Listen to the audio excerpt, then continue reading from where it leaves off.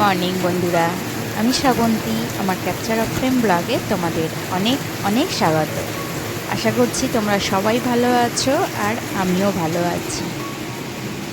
আজ হচ্ছে সোমবার, 23 তারিখ, 23শে সেপ্টেম্বর। আর এখন ঘড়িতে বাজে প্রায় 6:30টার মতো। আর এখন থেকে তোমাদের সাথে নিয়ে আমার ব্লগটা স্টার্ট করছি। আশা করছি তোমাদের ভালো লাগবে। তো সকাল থেকে যেভাবে বৃষ্টিটা শুরু হয়েছে, ভাবছি যে মেয়েকে স্কুলে পাঠাবো না। তো আবার যদি স্কুল যাওয়ার আগে বৃষ্টিটা থেমে যায়, তখন আবার মনটা খচখচ করবে যে বৃষ্টিটা থেমেও গেল, মেয়েটার স্কুলেও যাওয়া হলো না, আবার যা হোমওয়ার্ক থাকবে, যা কাজ থাকবে, সেগুলো আবার লিখতে হবে। তো দেখতে দেখতে দেখলাম বৃষ্টিটা স্কুল যাওয়ার আগে ঠিক থেমে গেছে। তো সেই জন্য ভাবতে ভাবতে এতটাই লেট করে ফেলেছি যে ক্যামেরা অন করে ওর টিফিনটা তৈরি করতে পারলাম না। তো মোটামুটি বাসি কাজকর্মগুলো তাড়াতাড়ি সেরে নিয়ে ওকে ডেকে টিফিনটা রেডি করে দিয়েই ওকে এবারে স্কুলের জন্য ছেড়ে দিচ্ছি। তোর বাবাকেও ডাকতে লেট হয়েছে, তো সব কিছু খুব তাড়াহুড়োর মধ্যে হয়েছে, তাই ক্যামেরাটা অন করতেই ভুলে গেছি। তো যাই হোক, মোটামুটি টাইমের মধ্যে রেডি করতে পেরেছি। তো এখন ওর পাপার সঙ্গে স্কুল চলে যাবে। তো একটা বড় কাজ মোটামুটি মিটবে। তো এরপরে আবার দ্বিতীয় রাউন্ডের কাজ শুরু হবে। তো যাই হোক, দেখতেই পাচ্ছ চারিদিকে একেবারে ছড়ানো রয়েছে। তো আগে একটুখানি চা করে নেব, আর তারপর দেখছি কি টিফিনে বানানো যায়।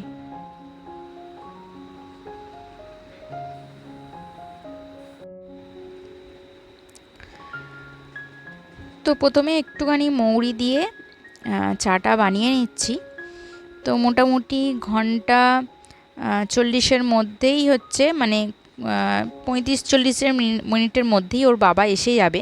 তো তখন একসঙ্গেই চা খাবো, কিন্তু চাটা তৈরি করে রাখছি। আর দেখা যাক কি করতে পারি।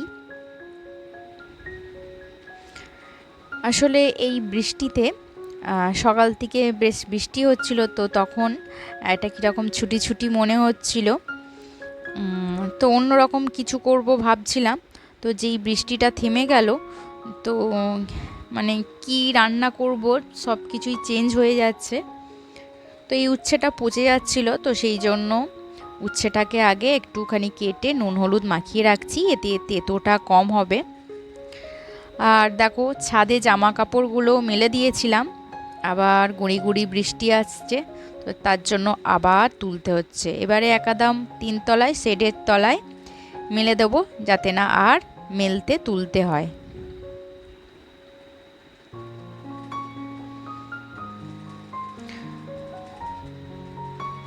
আসলে ভেবেছিলাম যে বৃষ্টিটা আর এক্ষুনি আসবে না, তো ততক্ষণে অল্প একটু জল ঝরে গেলে তাহলে আর ওপরে উঠবো না, নিচেতেই মেলে দেবো। কিন্তু সে আর আকাশ শুনছে না। তো যাই হোক, তো চলো এখন এইগুলোকে রেখে দিই। আগে দিদি বাসনও মেজে দিয়ে গেছে, সবজিগুলো কেটে ফেলি। তো অনেক দিনেরই বেশ হাফ একটা বাঁধাকপি ছিল, তো সেটাই টিফিনের জন্য বানিয়ে ফেলছি, মুড়ি দিয়ে খেয়ে নেবে।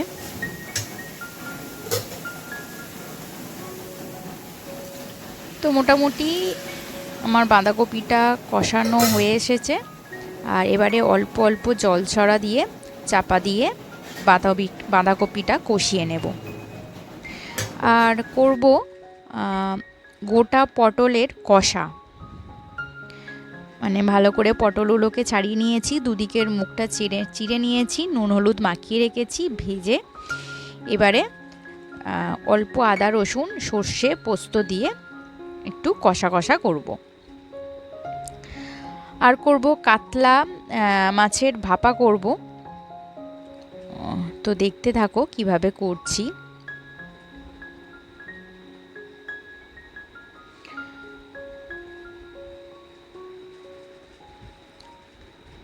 আসলে রোজকার খাবারে একটু ভিন্ন স্বাদ নিয়ে না এলে খেতে ঠিক ভালো লাগে না, তাই আর কি একটু অন্যরকমভাবে করার চেষ্টা।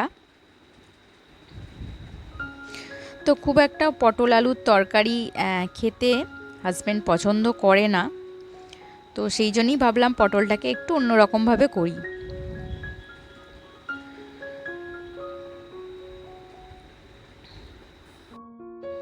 তো এখানে দেখো আমার হচ্ছে পেঁয়াজ, আদা, রসুন, টমেটো দিয়ে কষানো হয়ে গেছে। এবারে অল্প চিনি আর নুন দিয়ে জল দিয়ে দিয়েছি, পটলগুলোও তুলে দিয়েছি। পটলটা একটু সিদ্ধ হোক, আর অল্প একটু সর্ষে পোস্ত বাটা দিয়ে দিলাম। একদম মাখো মাখো হয়ে যাবে, আর এবারে নামিয়ে নেব। তো এবারে করে নেব কাতলা ভাপা। কাতলা ভাপার জন্য অবশ্যই সর্ষের তেল দরকার। সর্ষের তেল কড়াইয়ে দিয়ে একটুখানি পেঁয়াজটাকে লাল লাল করে ভেজে নেব।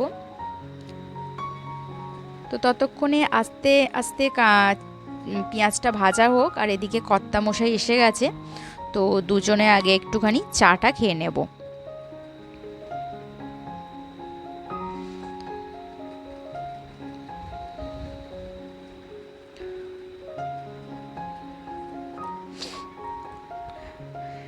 তো অনেকক্ষণ ধরেই মনটা একটু চা করছিল, কারণ সকাল থেকে বৃষ্টি দেখছি। তো সকালবেলা মানে তাড়াহুড়ো করে এতটাই হাঁপিয়ে গিয়েছিলাম, তো মনে হচ্ছিল কিছুক্ষণ কাজটা এগিয়ে নিই, আর তারপরে বসে বসে একটু ধীরে সুস্থে চাটা খাবো। আসলে মনের মধ্যে কাজের তাড়া চললে তখন আর বসে চাটা ঠিক করে খাওয়া যায় না, তো সেই জন্যই ভাবলাম যে একটু ধীরে সুস্থে বসে খাওয়া হবে। তো চাটা খাওয়ার পর এবারে ভাপাটা বসিয়ে দেব। দেখো এদিকে পেঁয়াজটাও কিন্তু আমার ভাজা হয়ে গেছে। এর মধ্যে দিয়ে দেবো সর্ষে, পোস্ত, কাঁচা লঙ্কা, সর্ষে, দু রকম সর্ষে দিয়েছি, সাদা সর্ষে, কালো সর্ষে, পোস্ত, এবার লবণ, অল্প একটু স্বাদ মতো চিনিও দিয়ে দিয়েছি, আর তার সঙ্গে দিয়েছি অনেকটা সর্ষের তেল, আর গোটা গরম মশলা দিয়ে দিয়েছি, অল্প একটু গরম মশলাও ছড়িয়ে দিয়েছি, হলুদ, একটু কাশ্মীরি লঙ্কার গুঁড়ো, অল্প একটু জিরে, একটু ধনিয়া, সমস্ত কিছু দিয়ে এবার মাছের মধ্যে মাখিয়ে টিফিন বক্সে দিয়ে আর জলের মধ্যে ভাপাতে দেব আর কি। তো কাতলা ভাপাটা এর আগে আমি কোনো দিন ট্রাই করিনি, তো দেখা যাক কেমন হবে।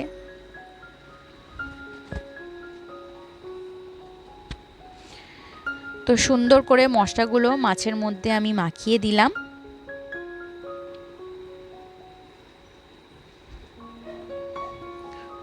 তো এবার কড়াইয়ের মধ্যে বেশ কিছুটা জল দিয়ে দিয়েছি, মনে হলো বেশি জল দিয়ে দিয়েছি, একটু জলটা তুলে নিতে হবে। জলটা বেশি হয়ে গেছে, কারণ যখন ফুটবে তখন টিফিন বক্সের মধ্যে জলটা ঢুকে যাবে, তো সেই জন্য একটু জলটা কমিয়ে দিলাম। আর এবার জলটা ফুটতে শুরু করলে মোটামুটি লো ফ্লেমে আধ ঘন্টার মতো আমি ভাপাতে দিয়েছি। যেহেতু কাতলা মাছ একটু বড় মাছ, মোটা মাছ, তো সেই জন্য 30 মিনিটের মতো রেখেছি।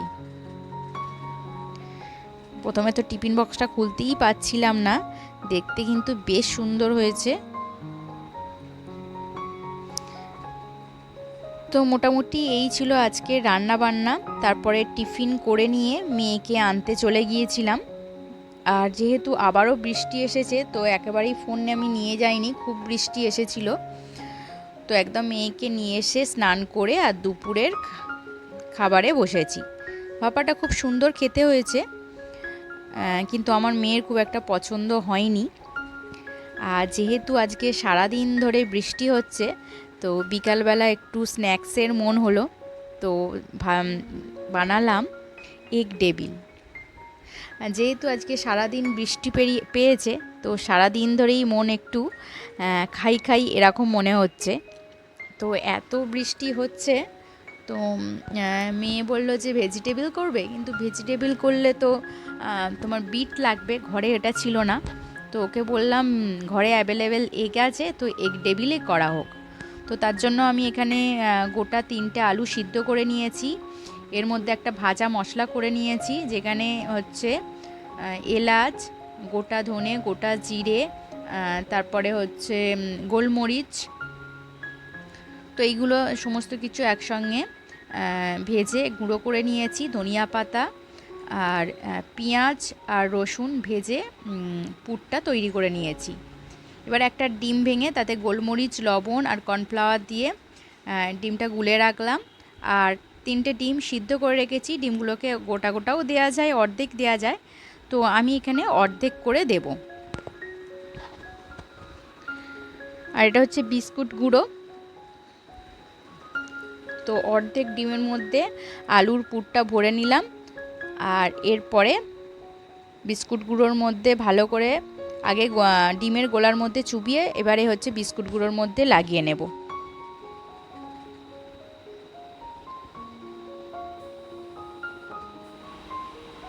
তো এরকমভাবে যতগুলো ডিমের পিস ছিল, তো এইভাবে ডিমের পুরগুলোকে ভরে এইভাবে হচ্ছে কোট করে নিচ্ছি।